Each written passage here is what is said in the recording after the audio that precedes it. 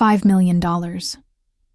I smiled as I slid the contract across the polished mahogany table toward my former boss, watching his face drain of color. That's what Lowell Technologies is paying your biggest client to switch to our services. Effective immediately. And yes, Trevor, they specifically requested to work with me. Before I continue, write in the comments below what you do or did for a living. I'd love to read your stories. The conference room fell silent. 6 executive faces stared at me in disbelief, the same executives who couldn't find desk space for me 6 months ago. The same executives who decided a literal closet was good, enough for an intern. The CFO reached for the contract with trembling fingers, scanning the numbers, his eyes widening with each line. This can't be legal, Trevor sputtered, his perfectly tailored suit suddenly seeming too tight around his neck. Oh, but it is, I replied, leaning back in the leather chair that cost more than my first month's salary. I reviewed all my employment, paperwork very carefully. No non-compete, no client solicitation clause, nothing saying I couldn't take what I learned in that broom closet you called my office and use it elsewhere. Careless oversight on your part, wouldn't you say? Trevor's jaw clenched so hard I could almost hear his expensive veneers cracking. Behind him, Melissa from HR was frantically flipping through a folder, no doubt searching for the ironclad contract that didn't exist. I stood up, smoothing my skirt, a designer piece I'd treated myself to with my signing bonus. I just wanted to deliver the news personally. Professional courtesy, you know. Something you might want to look into. As I walked toward the door, Trevor found his voice again. You won't get away with this, Emma. We made you. I paused, hand on the doorknob, and turned back with a smile that didn't reach my eyes. No, Trevor. You stuck me in a closet with a mop and a broken desk chair. I made me. The door clicked shut behind me, and I savored the muffled sound of chaos erupting in the room I'd just left. 6 months ago, I would have given anything for a seat at that table. Now I'd just flipped it over and walked away. But let me back up a bit, because you need to understand exactly how we got here. My name is Emma Chen, and 6 months ago, I was a freshly graduated computer science major with a minor in business, student loan debt that kept me up at night, and the kind of optimism only someone who's never experienced corporate America could possess. When I landed the junior developer position at Nexus Software Solutions, a mid-sized but rapidly growing tech firm in Austin, I thought I'd hit the jackpot.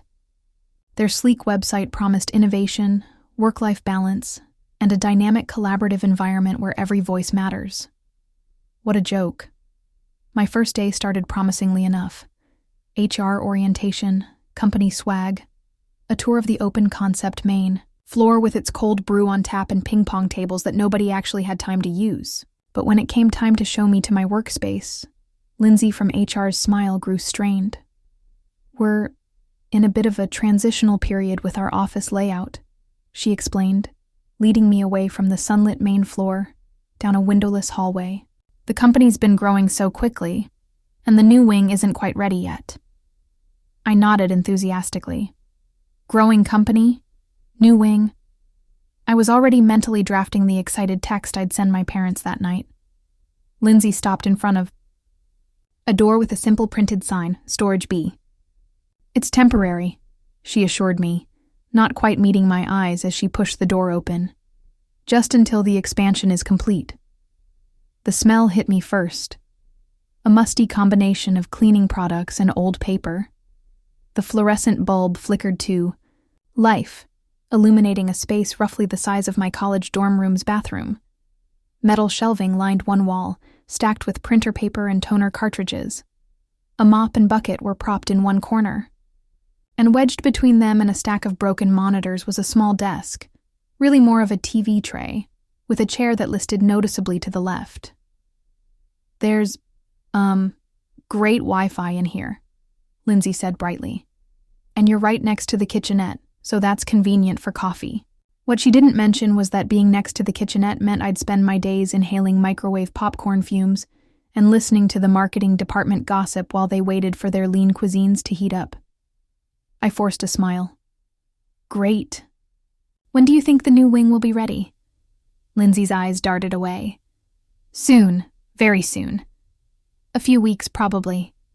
She handed me a company laptop that had seen better days. The IT team will be by to help you get set up. I'll leave you to get settled.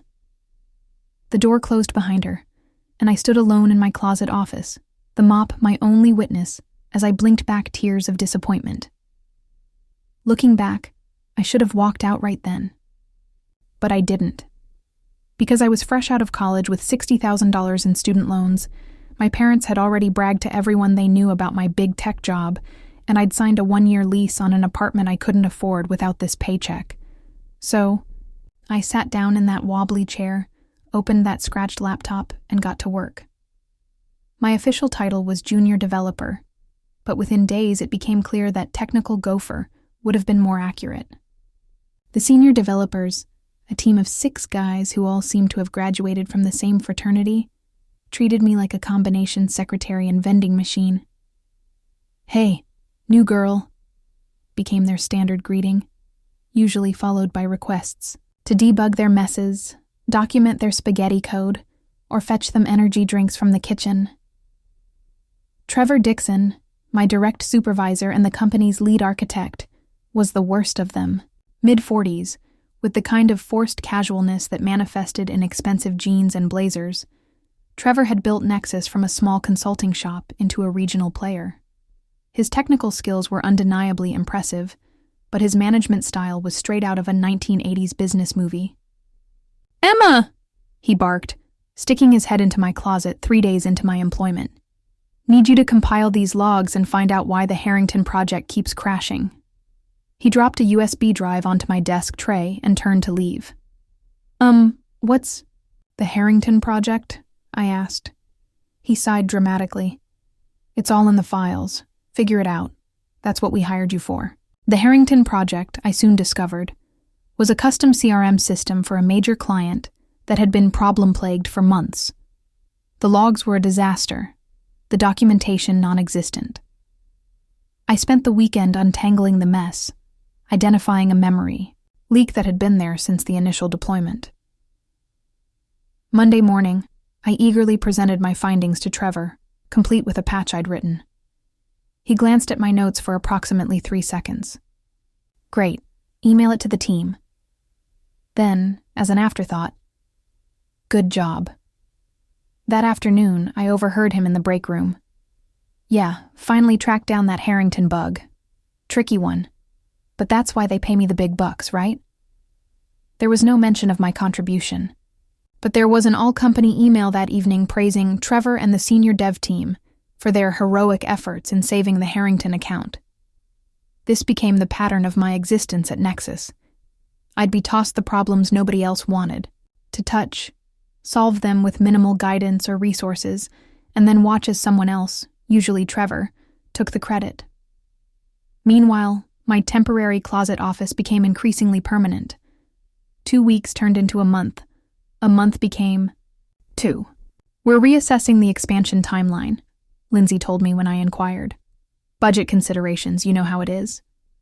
What I did know was that they'd just hired 2 new senior developers, both of whom were given spacious desks on the main floor with dual monitors and ergonomic chairs. "It's a seniority thing," Trevor explained dismissively when I worked up the courage to ask about it. "Pay your dues, prove your worth, and maybe you'll earn a spot upstairs." The message was clear. I was at the bottom of the food chain, and the closet was exactly what I deserved. It wasn't all bad, though. My isolation had one unexpected benefit. I could work on what interested me without constant interruption or micromanagement. Between the thankless tasks assigned to me, I began exploring an idea I'd had in college, a machine learning algorithm that could predict customer churn by analyzing communication patterns. It started as a way to keep myself sane, a secret project I'd work on when the frustration of my situation threatened to overwhelm me. But as the algorithm took shape, I realized I might have something valuable. Nexus had been losing clients lately. Not many, but enough to cause concern in the weekly management meetings I wasn't invited to, but could hear through the thin walls of my closet.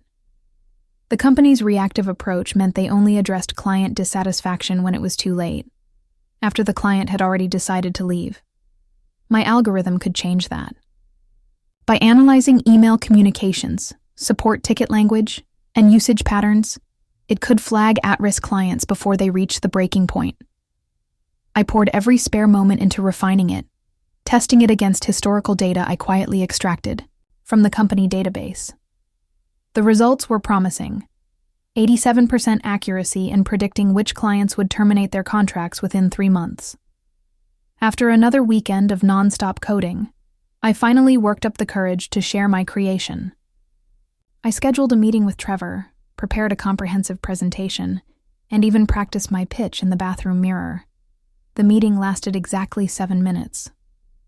"Look, Emma," Trevor said, barely glancing at my slides. "I appreciate the initiative, but we've got this covered. The client retention committee is already working on a solution. But my algorithm is coming from a junior dev with less than 3 months of real-world experience," he interrupted. "Let's focus on your assigned tasks, okay? Speaking of which, the Parker implementation is falling behind schedule. I need you to handle the API documentation ASAP." I left his office feeling like I'd been punched in the stomach. That night, I seriously considered quitting, but something, stubbornness, pride, or maybe just the specter of those student loans, kept me from drafting that resignation letter. Instead, I went back to my closet the next day and threw myself into the Parker documentation, completing it in half the time Trevor had allocated. Then I returned to my algorithm, making it better, stronger, more accurate. If Trevor wouldn't listen, I'd find someone who would. As luck would have it, the opportunity presented itself sooner than I expected. Tech Future Hackathon. Read the email that landed in my inbox 3 months into my closet exile. Nexus is proud to sponsor this year's event. Form teams and showcase your innovation. At the bottom was a note from our CEO. Participation is voluntary but encouraged. Winning teams will receive recognition and the opportunity to develop their concepts further with company resources. For the first time in months, I felt a flicker of hope. This was my chance, not just to showcase my algorithm, but to finally earn a place at the table. There was just one problem. I needed a team, and I hadn't exactly made friends at Nexus. My closest work relationship was with the janitor who refilled the paper towels in the kitchenette. I gathered my courage and approached 2 newer developers, Raj and Zoe, who seemed less integrated into Trevor's inner circle. They were polite but hesitant. "We're already on Trevor's team," Zoe explained apologetically. "He's doing some blockchain thing."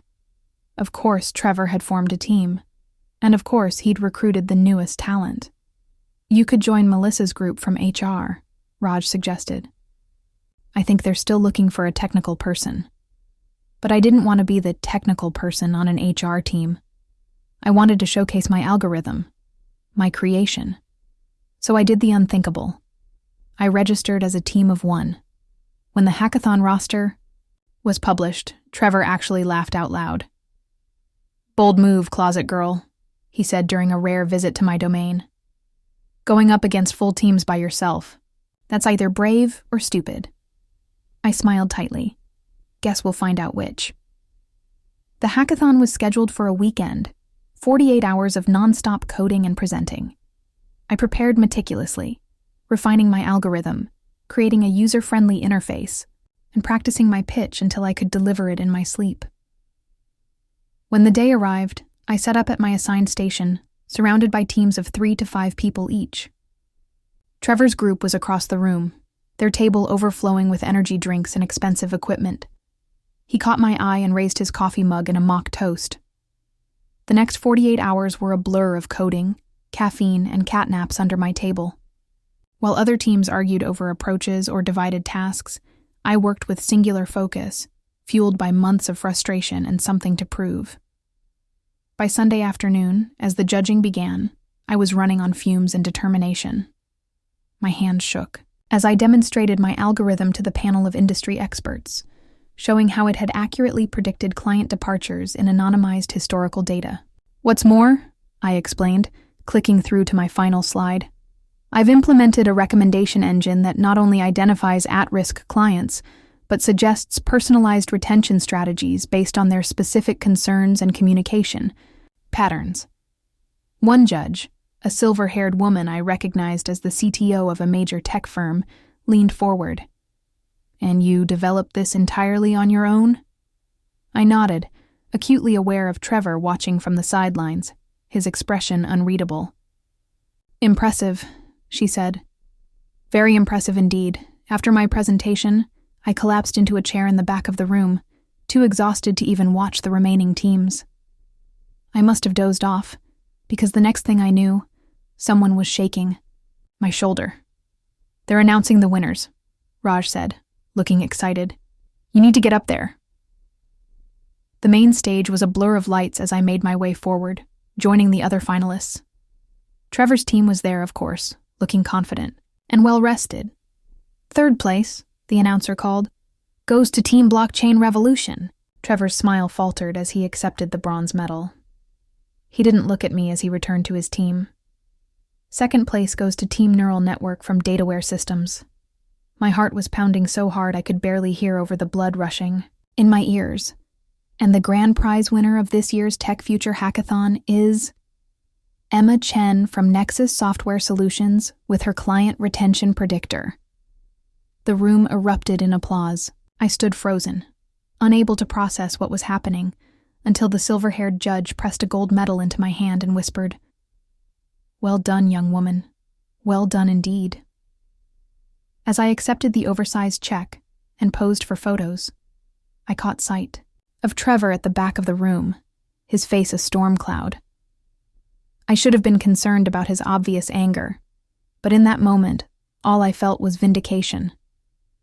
The Closet Girl had just won the biggest tech competition in the region, and everyone, including Trevor, would have to recognize it. Or so I thought. Monday morning, I arrived at the office to find a small congratulatory banner hung on my closet door and a grocery store cake in the break room with "Congrats Hackathon, winner," written in hasty blue icing. The CEO stopped by briefly, shook my hand, and said corporate would be exploring opportunities to integrate your solution. Then he was gone, whisked away to more important matters. By afternoon, it was business. As usual, a new debugging task landed in my inbox. The cake was half-eaten and abandoned. No one mentioned the hackathon again, except Trevor. "We need to talk about your little project," he said, appearing in my doorway at the end of the day. His tone made "project" sound like a dirty word. I followed him to the conference room, where he closed the door and dropped all pretense of collegiality. "What you did was completely inappropriate," he said. "Mining company data for a personal project? That's a serious breach of protocol." "I anonymized everything," I defended, "and it was for the company's benefit. The algorithm could save millions in lost revenue." "That's not your call to make," he snapped. "You're a junior developer. Your job is to execute the tasks assigned to you, not to go digging through client data without authorization." "But the hackathon was a PR event," he finished. "Yes, you won. Congratulations. But that doesn't change your role here or give you license to access secure data." I stared at him, finally understanding. "This isn't about data protocols. This is about you not getting credit." His face flushed. "Don't be ridiculous. This is about maintaining proper channels and respecting the experience of senior team members." "The judges seemed to think my work had merit," I pointed out. Trevor's laugh was cold. "Judges who saw a 15-minute demo, not the actual code. Trust me, if they'd looked under the hood, they'd have found plenty to criticize. That was it. After months of belittlement, isolation, and having my work dismissed or appropriated, something in me snapped. "You haven't even seen my code," I said, quietly.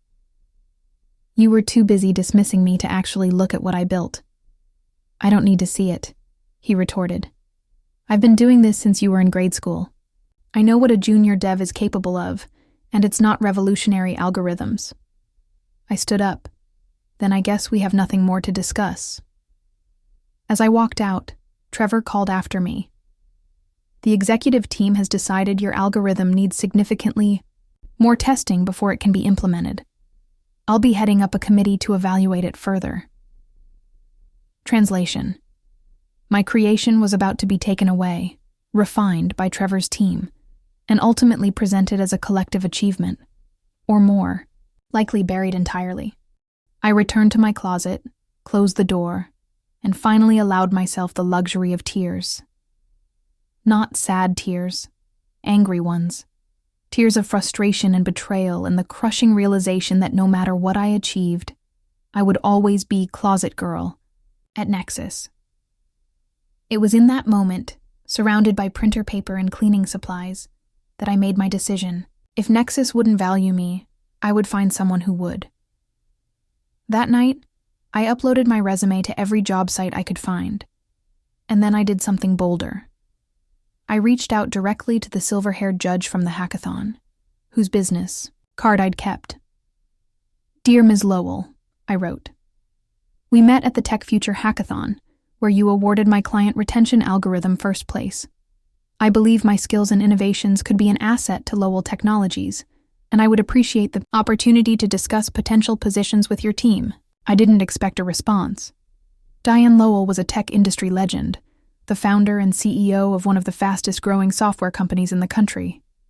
Why would she respond to a random email from a hackathon winner? But respond she did, less than an hour later. Ms. Chen, I was hoping to hear from you. Your work at the hackathon was exceptional. My team would be delighted to meet with you. Are you available for breakfast tomorrow? Diane Lowell.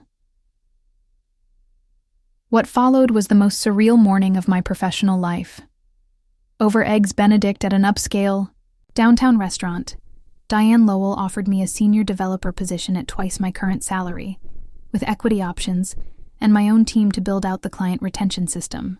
We've been losing market share to Nexus in certain sectors, she explained candidly. Your algorithm could help us not only retain our current clients, but potentially attract those who feel underserved by your current employer. The implication was clear. She wasn't just hiring me for my technical skills. She saw an opportunity to gain a competitive edge against Nexus. I should have felt conflicted. After all, despite everything, Nexus had given me my first job out of college. But as I sat across from Diane, being treated with the respect I'd craved for months, all I felt was certainty. When can I start? I asked. How about 2 weeks from Monday? She replied with a smile. That should give you time to wrap things up at Nexus without burning bridges. Little did she know that those bridges were already smoldering. I submitted my resignation that afternoon. 2 weeks' notice, professionally worded, with no mention of closets or stolen credit or systematic undermining of my contributions. Lindsay from HR looked genuinely distressed when I handed her the letter. But why? Was it the office situation? Because we really are working on that expansion. It's not about the closet, I said. Although of course it was, at least partly. I've received an offer that better aligns with my career goals. The news spread quickly. By the end of the day, the CEO had stopped by my closet again, this time with a counteroffer. A 15% raise and a junior team lead title that seemed to have been invented on the spot. We value your contributions, Emma, he said earnestly. The hackathon win proved what you're capable of. We don't want to lose you. Too little, too late. But I thanked him politely and promised to consider it, knowing my decision was already made. Trevor's reaction was less diplomatic. He cornered me in the kitchenette, his voice low but intense. Where are you going? I concentrated on stirring my coffee. I'd rather not say until everything is finalized. It's Lowell, isn't it? His tone was accusatory. Diane approached you at the hackathon.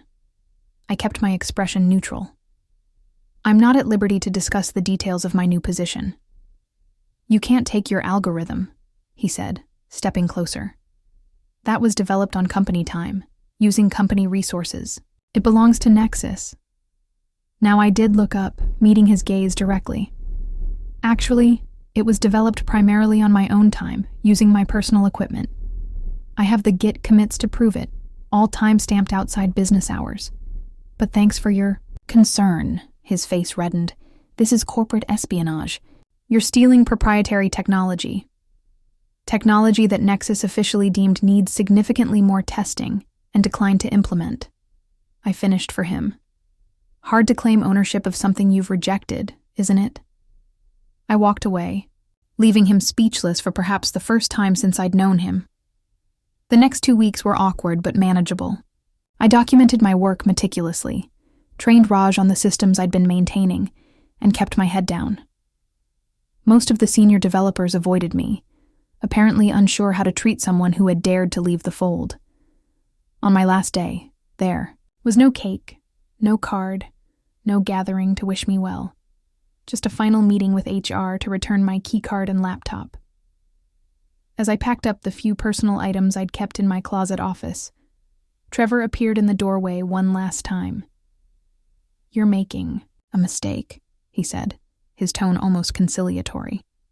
"Lowell's company doesn't have the stability or resources we do. You're throwing away a chance to learn from the best in the industry." I zipped up my backpack and straightened, taking one last look at the space that had been my professional home for 6 miserable months. "No," I said calmly. "I'm leaving a place that stuck me in a closet and told me to be grateful for it. But thank you for the valuable lesson in how not to treat talented people." I walked past him, head high, and didn't look back. My first day at Lowell Technologies was almost disconcerting in its contrast to Nexus. I was greeted with a welcome basket, a team lunch, and an office with a door, a window, and not a mop in sight. Diane personally introduced me to the executive team, presenting me as the brilliant mind behind our new client retention system. My opinion was sought in meetings. My ideas were considered on their merits, not dismissed based on my title or tenure. It was everything I'd hoped my first job would be, and yet, something was missing. Vindication, I realized. Despite everything, a part of me still wanted Nexus, wanted Trevor, to recognize what they'd lost, to admit they'd been wrong about me. I channeled that lingering frustration into my work, pushing my algorithm to new heights. Within 3 months, we had a fully functional system that was already saving Lowell millions by identifying and retaining at-risk clients. But the real test came when Diane called me into her office one afternoon, her expression serious. "Emma, I need your insight on something confidential," she said, sliding a folder across her desk. "These are the Harrington Group's account details. They're currently with Nexus, but they've expressed dissatisfaction with recent service levels. I believe your system could help us craft a proposal that addresses their specific pain points." The Harrington Group, Nexus's biggest client, the very project I debugged during my first week in the closet. I opened the folder, scanning the details. "They're unhappy with response times and customization options," I noted, remembering the clunky interfaces I'd seen in the Nexus code. "And they're concerned about scaling as their business grows." Diane nodded. "Exactly. What they don't know is that we have a solution already built that could address all these issues. Your solution." The implication was clear. With my insider knowledge of Nexus's systems and the Harrington account, combined with my new algorithm, we could create an irresistible pitch. It wasn't illegal. I hadn't signed a non-compete or non-solicitation agreement. But it felt personal. A direct strike at Trevor and the system that had diminished me. I considered it for all of 5 seconds. "I'll need access to their communication logs and current contract details," I said decisively. Diane's smile was approving. "I thought you might say that. The team is assembled in Conference Room B whenever you're ready." What followed was 2 weeks of intensive work, crafting a proposal so perfectly tailored to the Harrington Group's needs that it might as well have had their logo embossed on every page. We addressed every pain point I knew they had. Some they hadn't yet recognized, and offered a seamless transition plan that would minimize disruption. The day of the presentation arrived. I wore my most confident outfit, a tailored suit that cost more than my monthly rent, and walked into the Harrington Group's headquarters alongside Diane and our CFO. And there, in the lobby, was Trevor, apparently there for the same meeting. His double take when he saw me was almost comical. "Emma," he said, recovering quickly. "Interesting coincidence." "Not really," I replied pleasantly. "We were invited. The receptionist saved us from further awkwardness. Mr. Harrington will see the Lowell team first, then Nexus afterward." Trevor's confident expression faltered slightly. "But we have standing first slot for all vendor meetings." "Not today," the receptionist said firmly. "Mr. Harrington specifically requested Lowell first." As we were led to the conference room, I caught Trevor staring after us, his expression a mix of confusion and dawning comprehension. Our presentation was flawless. I demonstrated how our system had already predicted the very issues the Harrington Group was experiencing with Nexus, and how our solution addressed each one. "The difference," I explained, clicking to a comparison slide, "is that our system evolves with your needs. It doesn't just solve today's problems, it anticipates tomorrow's." Jonathan Harrington, the silver-haired CEO, studied me curiously. "You seem remarkably familiar with our current setup." I smiled. "I should be. I worked on your account at Nexus." I met his gaze directly. "In fact, I was the one who fixed the memory leak in your CRM last year, though you probably weren't told that." His eyebrows rose. "No, we were not." He exchanged glances with his team. "Well, that certainly adds an interesting dimension to your proposal." When we concluded, Harrington walked us out himself, a good sign. In the lobby, Trevor and his team were waiting, looking increasingly uncomfortable as the minutes ticked by. "Trevor," Harrington greeted him, "I'm afraid we need to cancel our meeting. We've made our decision." Trevor's face fell. "Without even hearing our proposal? Jonathan, we've worked together for years.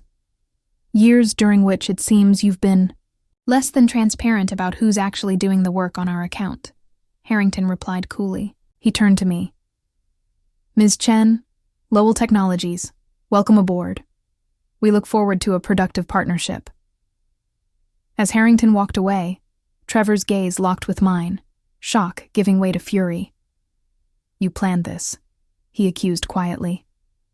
I shouldered my bag, feeling a weight lift that I hadn't even realized I'd been carrying. "No, Trevor, you did. Every time you took credit for someone else's work. Every time you dismissed an idea without considering its merit. Every time you made someone feel small to make yourself feel big." I smiled. Genuinely, not vindictively. "I'm not even angry anymore. I'm grateful. If you hadn't stuck me in that closet, I might never have found out what I'm truly capable of." With that, I walked out of the building and into the sunshine, leaving Trevor and everything he represented firmly in the past. Which brings us back to where I started. That conference room at Nexus, 6 months after my departure, delivering the news that the Harrington account was just the first of many clients who would be switching to Lowell Technologies, and specifically requesting to work with me. After I left that meeting, letting the door close on the chaos I'd created, I took one last walk through the Nexus offices. They'd finally completed the expansion. There were new desks, new faces, even a few plants livening up the space. Storage B, my closet, had been converted back to its original purpose. A young woman was retrieving paper from the shelves, and she gave me a curious look as I paused in the doorway.